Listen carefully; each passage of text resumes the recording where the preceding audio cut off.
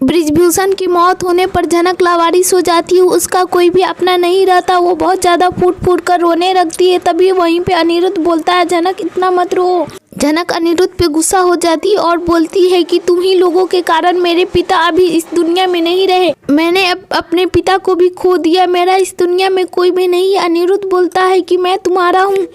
अनिरुद्ध जनक का हाथ पकड़ लेता है और बोलता है कि तुम मेरे साथ चलो बॉस हाउस, तुम मेरे साथ रहोगी। तभी जनक उसका हाथ छुड़ा लेती है और बोलती है कि मैं तुम्हारे साथ नहीं रहूंगी और मैं अपने पापा की यादों में रहूंगी, मैं अपने घर जाऊंगी। अनिरुद्ध बोलता है कि तुम जहाँ जाओगी मैं तुम्हारे साथ जाऊंगा, मैं तुम्हारा पीछा नहीं छोड़ूंगा, तुम इस दुनिया में अकेली हो चुकी हो, तुम्हारे पिता से मैं वादा भी कर चुका हूँ कि मैं जनक को कभी नहीं अकेले छोड़ूंगा।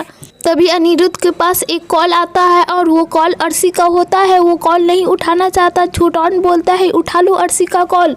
अर्शी अनिरुद्ध को कॉल करके बोलती है कि अनिरुद्ध तुम कितनी देर में घर आ रहे हो, मुझे तुम्हारी चिंता हो रही है। अनिरुद्ध बोलता है तुम्हें मेरी चिंता करने की कोई ज़रूरत नहीं है, और साथ में ये भी बोलती है कि तुम आना तो घर अकेले आना, किसी अजनबी को अपने घर लाने की ज़रूरत नहीं है।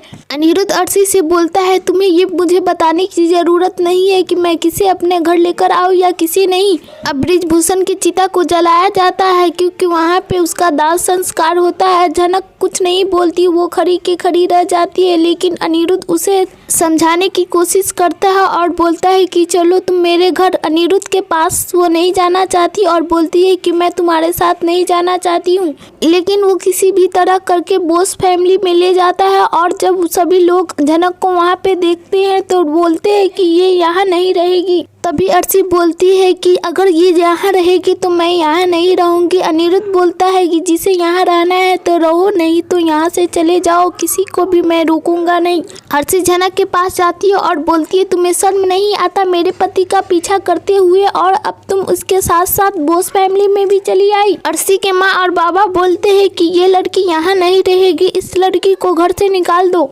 अनिरुद्ध बोलता है अगर ये यहाँ नहीं रहेगी तो मैं भी यहाँ नहीं रहूँगा, जनक को लेकर कहीं और दूर चला जाऊंगा और इस फैमिली में कभी नहीं आऊँगा। अर्शी बोलती है कि तुम ऐसा नहीं कर सकते, इस लड़की के वजह कर तुम अपनी फैमिली को छोड़ दोगी इस लड़की से। और ये सारी बातें वो सृष्टि मुखर्जी को भी बता देती। अगर आप लोग चाहते हैं कि मैं यहाँ नहीं रहूँ तो मैं जनक को लेकर यहाँ से दूर चला जाऊँ।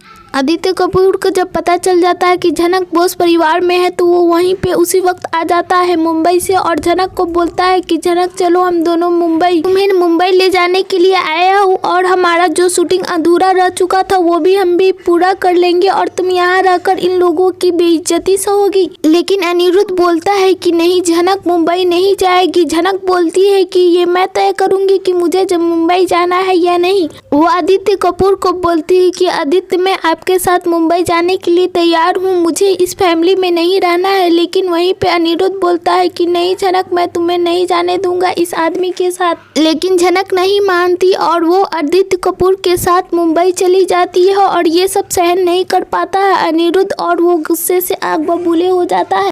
जनक मुंबई चली जाती है और अर्शी वो बोलती है अनिरुद्ध को देख लिया, ये लड़की तुम्हें भी छोड़कर चली गई और तुम इसका पीछा करते रह गए। आगे के अपडेट्स देखने के लिए हमारे चैनल को सब्सक्राइब करें और वीडियो को भी लाइक करें ताकि आगे के और भी अपडेट्स दे सकें।